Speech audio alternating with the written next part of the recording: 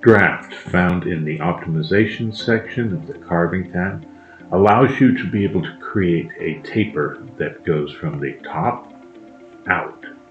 So if you take a look, just a medium draft, you can see how that's going from the top of the carving out towards the bottom.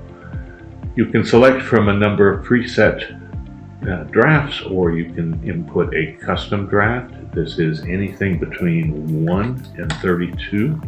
32, of course, being a very large draft. Now, drafts can be used to create unique visual effects, but they are extremely important when you're cutting in soft materials like wood to essentially keep the material from chipping out. So in this example here, you'll see how this is a very skinny piece.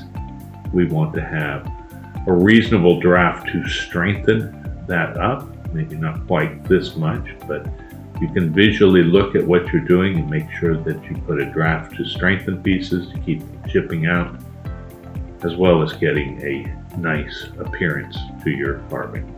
And this is draft.